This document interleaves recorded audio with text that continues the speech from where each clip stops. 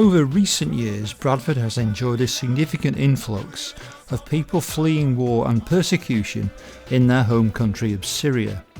And this has in large part been down to the Home Office Syrian resettlement programme, which has made use of local Bradford agencies to find housing and support for many. So given the fall of the Bashar al-Assad regime before Christmas 2024, what do the Bradford Syrian community now think of their home country, and would they consider returning? My name is John Hebden and I'm a BCB presenter with a long history of working with the asylum-seeking community here in West Yorkshire. And I spoke to old colleagues at Abigail Housing in Bradford about this and was put in touch with a particularly well-informed Syrian Kurd, Yusiv. So I took my BCB microphone around to his house and chatted to him for half an hour about the emerging Syria and his own feelings about possibly returning. So I'm with Yusiv and we're just in his own home actually in Bradford 3. And thank you for your time, Yusiv.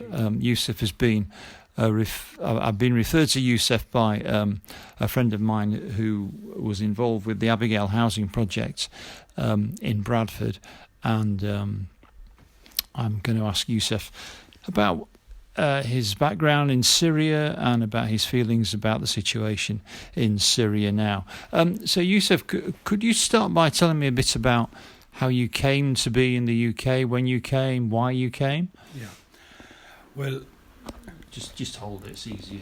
Yeah. After the onset of the conflict in Syria, That's good. I moved to Iraq back in 2012. I stayed there for around 10 years.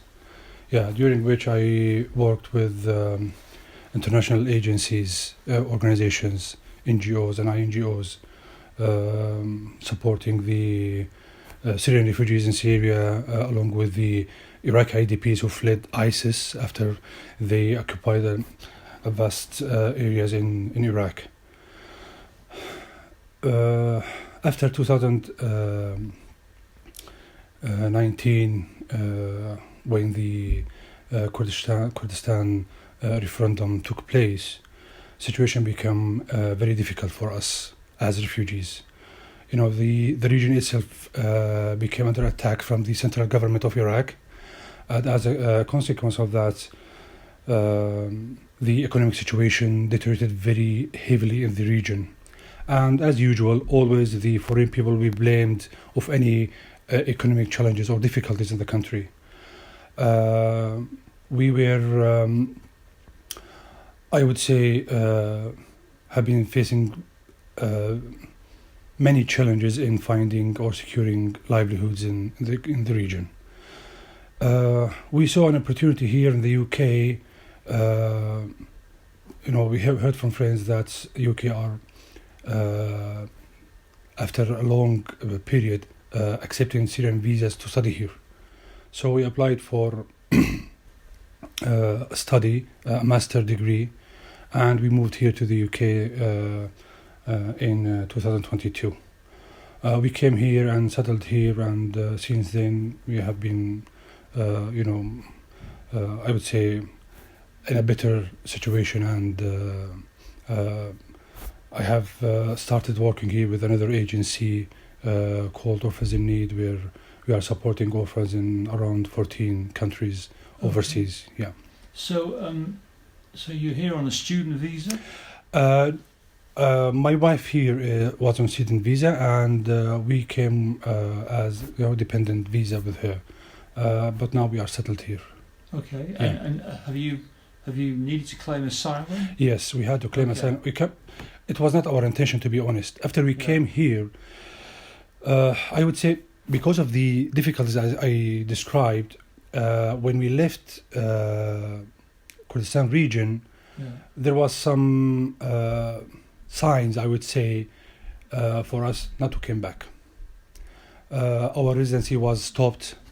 Right. And after we came here, with a couple of months, Syrian people were, the visa for them was stopped by the region for a couple of months. So we found ourselves in a situation that would be very difficult for us to return to Iraq, Okay. and returning for Syria was impossible.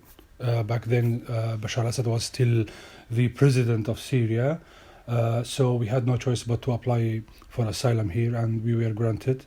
And yeah, Okay. yeah. Hi. Morning. This is Rona. How you doing, Rana? Good. Good. I'm John. I'm just interviewing your dad. Well, is this your dad? Not your uncle or so? No, it's your dad. Okay. No, she's my mother. Okay. So, Yusiv, obviously the fall of Bashar al-Assad was all very sudden, all happened very, very quickly. What was your feeling when that happened? You know, as a Kurdish person and a Syrian person, I cannot describe how happy we were when we heard that Bashar al-Assad was, finally out of control in Syria. Bashar and his father, Hafez al-Assad, have a very bad history with all the people, particularly the Kurds, and his party, ruling party, the Ba'ath party. Since they come into control in Syria back in 1960, they had a discriminatory policy against particularly the Kurds. We were among the people who suffered during the history of modern Syria since the Ba'ath regime, since the Ba'ath party come into control, then when Hafez al-Assad became the ruler of Syria back in 1970. So I would say there's no words can describe our happiness with the downfall of Bashar al-Assad. Okay. Yeah. I'm very pleased for Yeah, you and thank your you very country much. as well. Thank you very much. So there was a lot of coverage of what was happening in Syria at the time of the fall of Assad, and in maybe a couple of weeks after that. But I suppose the news in the UK has been dominated by new presidents of the United States and everything to do with that. Correct. Do you get any sense of how things are back in Syria now? Yeah. So there's a new kind of main rebel group, isn't there, HTS, who are sort of in charge. Do you get the sense that things are going okay, or At all. In fact, it is going into the opposite direction. right? Because who became in control in Syria now are the Hayat Tahrir al-Sham, HTS. This group has a very bad history in Syria. Their leader, their emir, Abu Muhammad al-Jawlani, or as he claims, Ahmed al-Shara, went to Iraq and joined Al-Qaeda to fight the American occupation of Iraq, as they call it.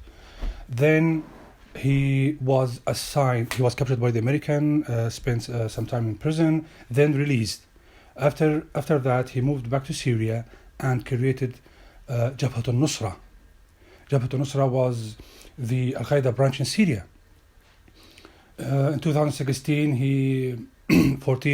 he joined or announced his support to ISIS and their leader Abu Bakr al-Baghdadi.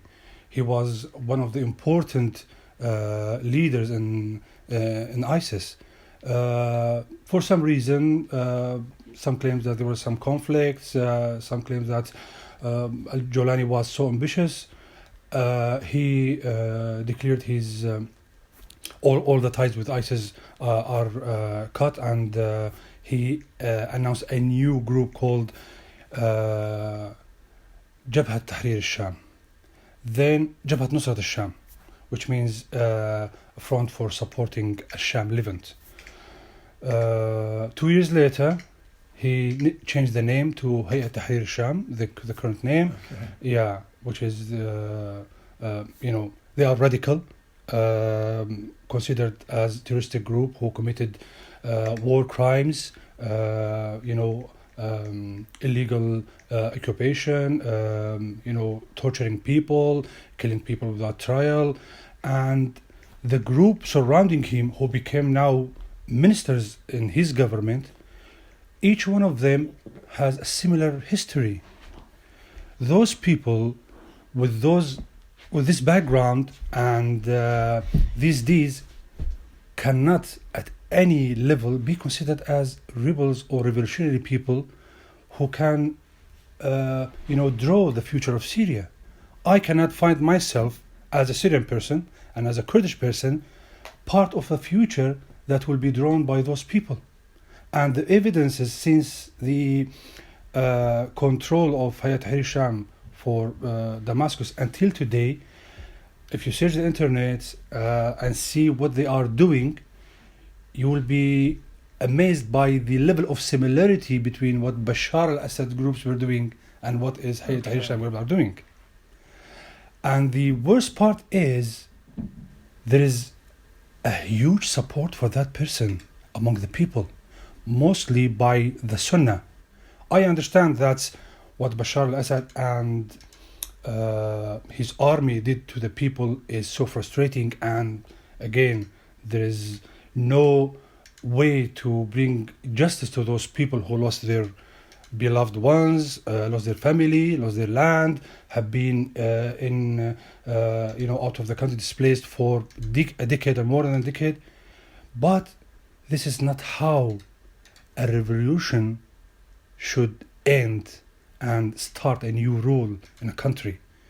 Until this moment, at every announcement, we as a Kurd are accused of being alliance with, again, the same titles, accused of trying to cut part of Syria and put it or link it to a foreign country.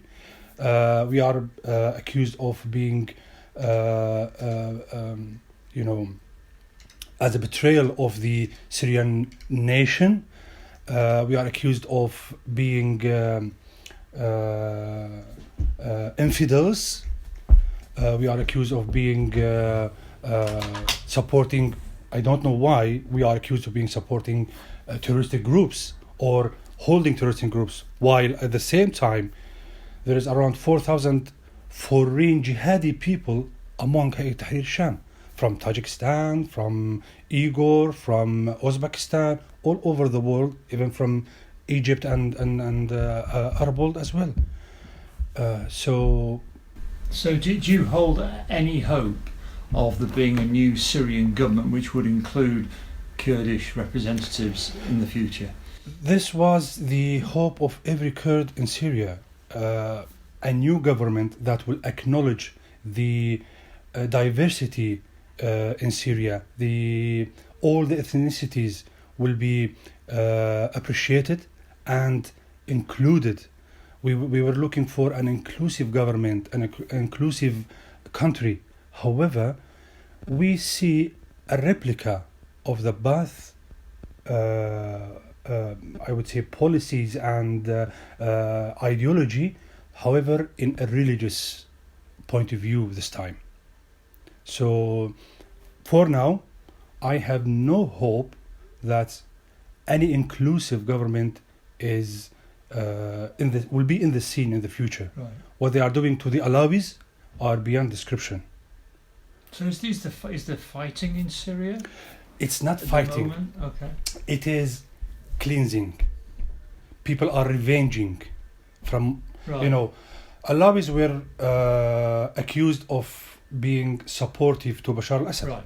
Yes. That is correct to an extent, but if you go deeper and see the background, you will see that the regime and Bashar al-Assad himself put the Alawis in a situation that they might not have any choice. Of course, I am not supporting what they have, what they did. I am not, finding excuses for them, because you, as a human, you must have, a decision. You must make a decision to stand against any oppression or any tyranny. But as a person who has no choice but to stay inside Syria, and with your ruler, who is from your section or your, a group or your whatever, is doing terrible things to another group and creating that discrimination and that hatred between that group and the group that he originally belongs to, you will have no choice but to support the man in the power, just to, because if you didn't do that, and there were some examples, they faced a terrible fate. They were treated as the people who are standing in front of Bashar al-Assad. So when you say cleansing, what do you mean? Are people being deported or no, killed? Killed. Okay, so yeah. Okay. At the beginning, everything was recorded. Those the members of this group, they recorded everything and they published it. However, clear instructions from Hayat Tahrir al-Sham was announced not to record anything at all. So everything now is covered. Yesterday there was, an event in one of the villages who was, accused of being supportive to Bashar al-Assad, and they killed people who were 20 years old and accused them of supporting Bashar al-Assad and being part of, the conflict. But those people were still children when that started, 15 years ago. Yeah. So it's kind of revenge attacks. Yeah, avenging without any proper investigation, without any proper trial. Just, I will come to you. I have a report saying John was supporting Bashar al-Assad. Khalas, that report is all what I need to come to your house, take you out, kill you in front of your family, and just leave. Yeah.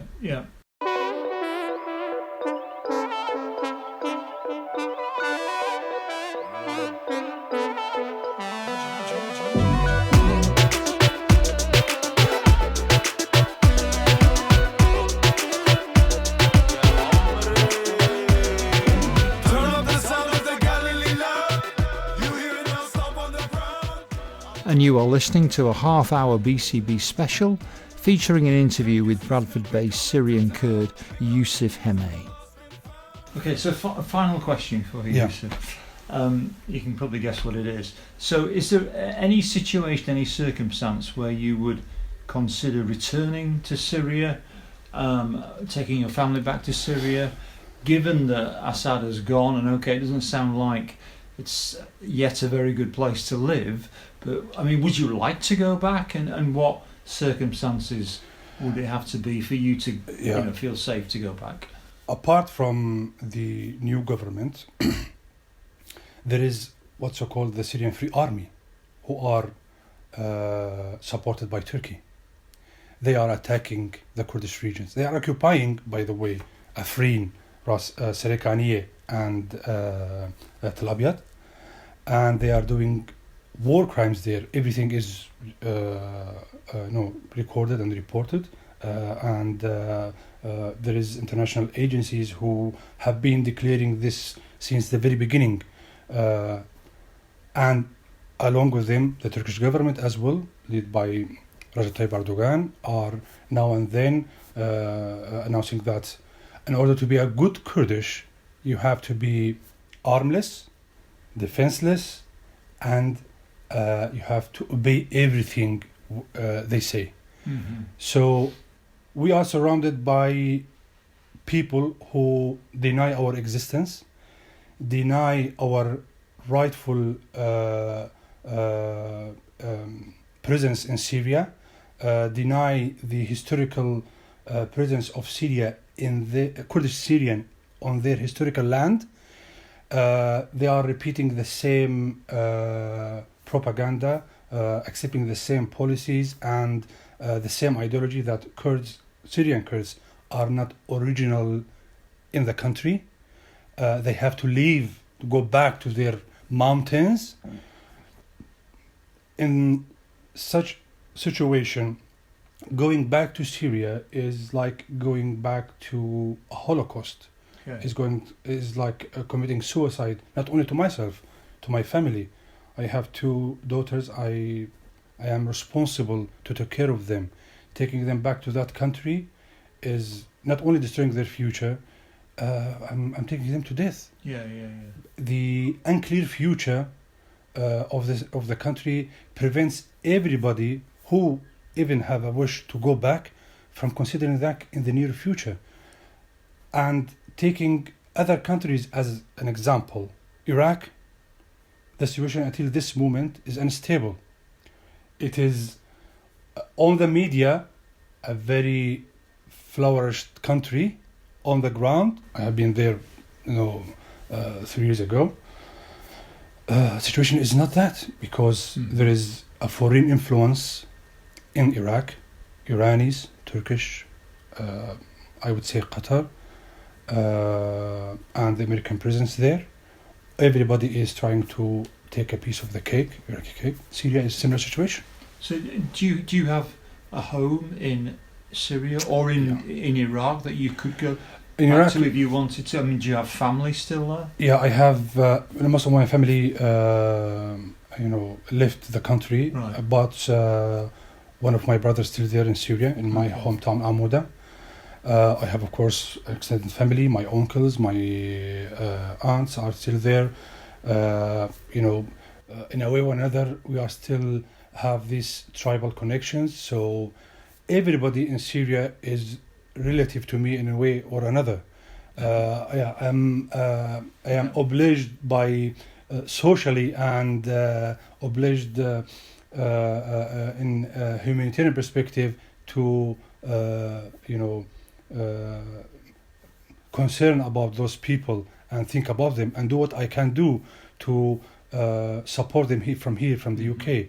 A week ago we were here in a protest supporting the Kurdish anonymous administration in northern East Syria against the Turkish aggression and their alliance from the Free Syrian Army. But a couple of days ago, there was what's so-called the Victory Conference held by Hayat Tahrir Sham. They invited those leaders of the Syrian Free Army to that conference. Of course, nobody from other Syrian groups were invited.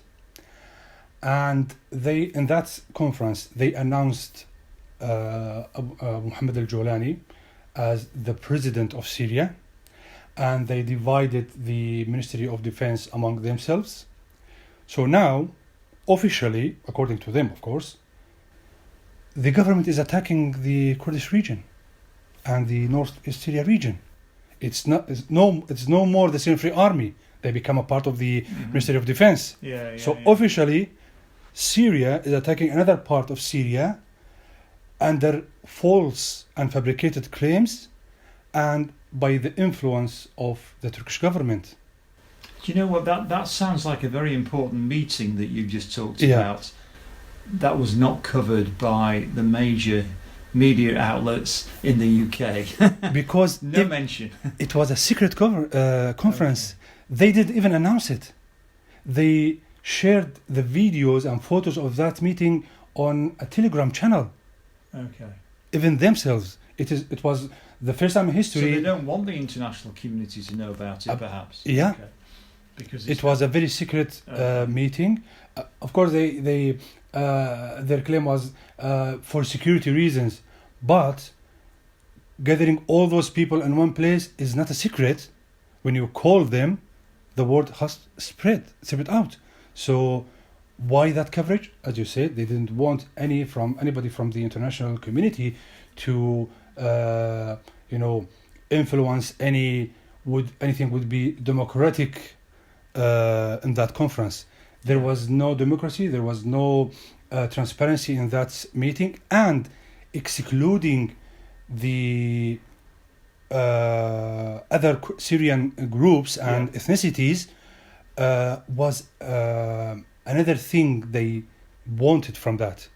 A day later, the new president had another video claiming that he was elected after a deep legal consultation. Elected? Yeah, he was elected. Yeah, he was, elected he not He got elected. his friends to choose him, probably. Sorry. He got his friends to choose him. Of course, yeah. Yeah. He said that a deep legal consultation and thorough legal consultation, he took the steps and became the president. So in order to, clear himself from any accusation of being elected or selected, chosen illegally or, in a way that is not lawful. And again, all his people went to the streets and began cheering for him and clapping for him. In the meantime, the Turkish army... We're nearly finished. Okay. 1 minute. Yeah.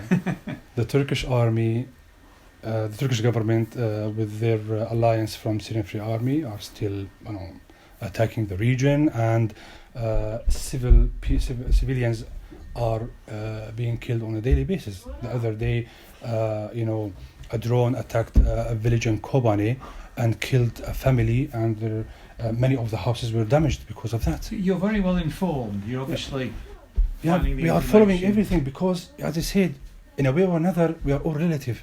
And that Yeah. region, anything happening in that region is affecting everywhere, because the Turkish ambitious or plans for the region is very ambitious, because according to the roadmap announced by Erdogan, he wants to take about up to 15 kilometers from the Syrian Turkish border Yeah. and link it to Turkey, Okay. along with the areas he has already occupied. His plan is to expand Turkey's territories, Yeah.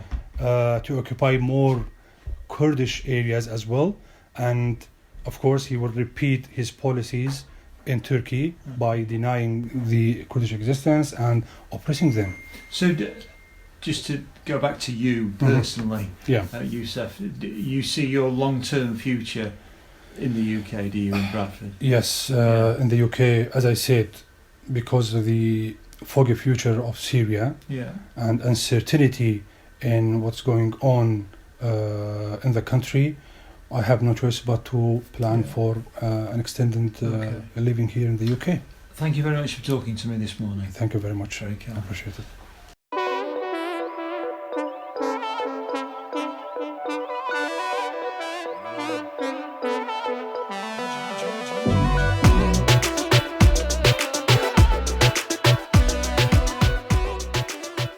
My name is John Hebden, and you've been listening to a half-hour BCB special featuring an interview that I did with Bradford-based Syrian Kurd Yusiv Hemay.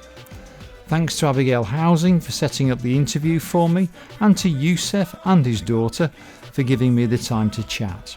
I hope you found the interview as interesting as I did, particularly given the lack of information coming to us from UK mainstream media in recent weeks.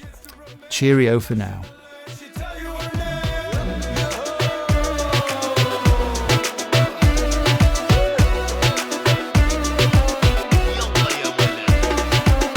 رسالي ما بعتلي رسالي ما بعتلك رسالي ما بعتلي ما بعتلي ما بعتلك لا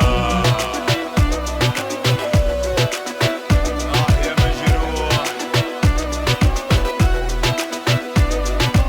رسالي ما بعتلي رسالي ما بعتلك هسا جاي تلومني